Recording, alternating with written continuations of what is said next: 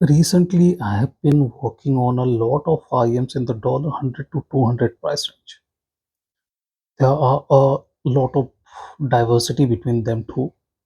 Some are planar, some are hybrid, some are single DD. But at this price range, somehow down the line, I feel the market is a bit more uh, shared between single DD and hybrid IMs. Planars are there, but they are not as populated as single DD and hybrid IMs. I very recently worked on the FIO FD15. It is a single DD IM. It doesn't have any passive driver or anything like that. But in this video, we are looking into the BQEYZ Cloud. Let's talk about BQEYZ a bit. They have been making a lot of IMs in the $200 price range. Most of their products are in this price range only, 200 to 250, around 150 even, and they do not want to make hybrid or some other kind of IMs. They mostly focus on DD based IMs and DD with piezo, DD with passive driver kind of setup, and this one has a passive driver. What it has is a 6.8 mm passive driver that assists its 10 mm LCP driver. Let me check. Yeah, it is a 10 mm dynamic plus passive setup. And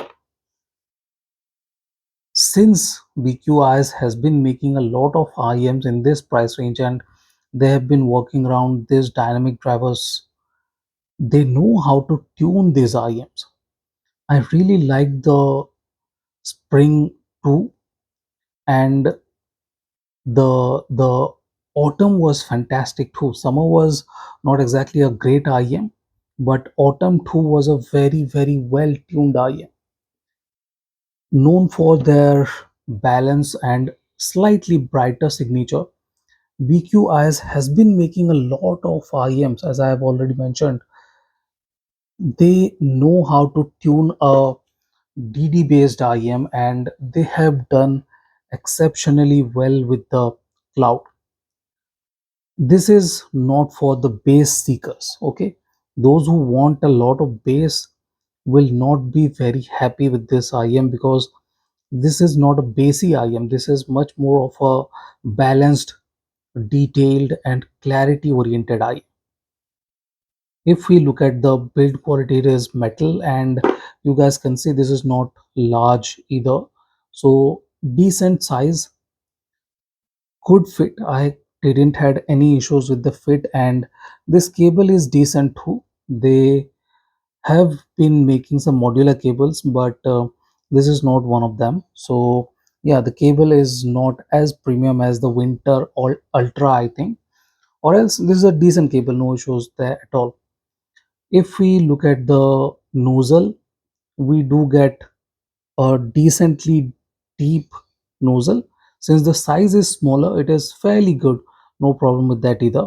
And the tips are fairly comfortable. I was using the uh, vocal focused tips, but I changed them to this base, or they say atmosphere friendly tips, and these are slightly more bassy, more voluminous, and they do uh, dial the treble a bit down, and that is a good thing. No problem with that, because this brings a bit more balance to this IM. This is a fairly balanced kind of slightly forward treble IM, but using these tips do help it gain a bit more balance between the uh, treble and bass.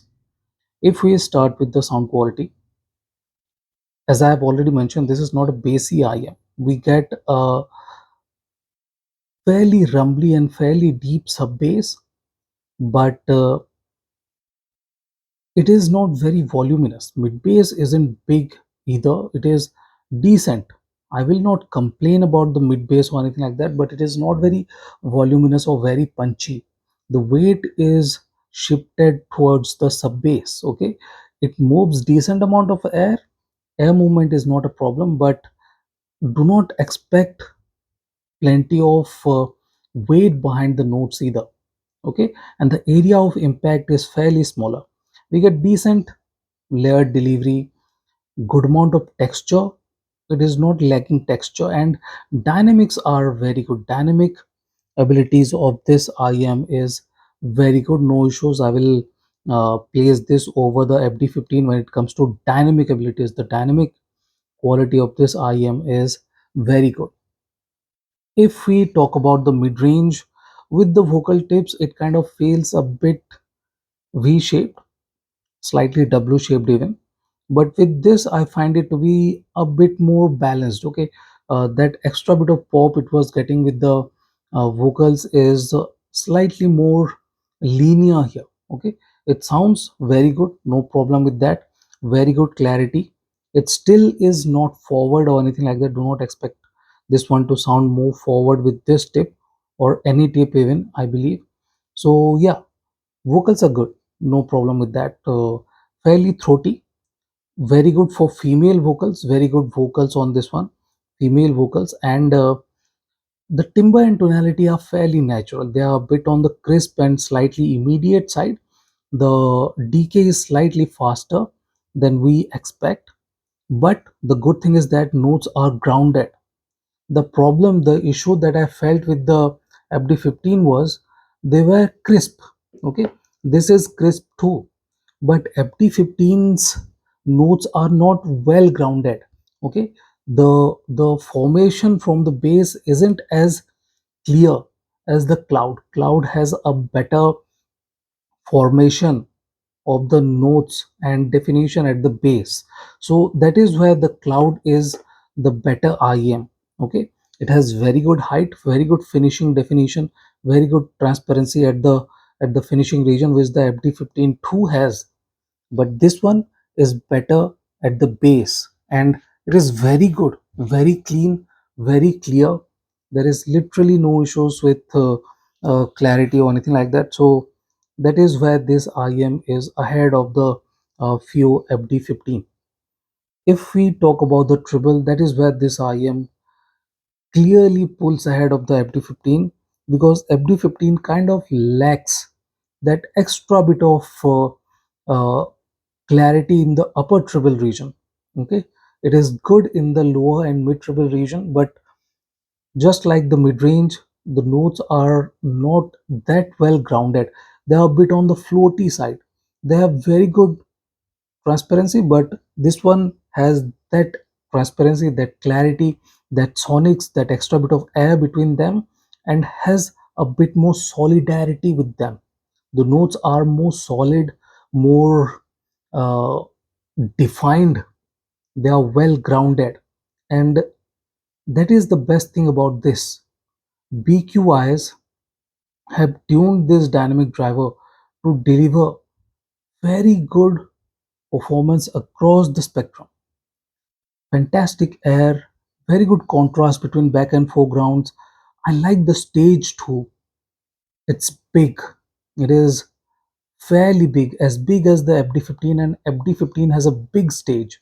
So this one is very good with the stage size. Instruments move freely and they have a bit more substance to the notes. The cue placement is there, very accurate, very good.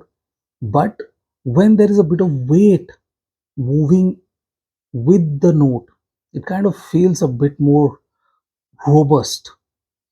They are a lot more solid, and that is what makes this IM special. That sonic ability is that imaging, that extra bit of technical ability, that extra bit of developed feeling. Okay, it is not in the developing stage. This DD is already developed. Okay, it has kind of reached what it was meant to deliver.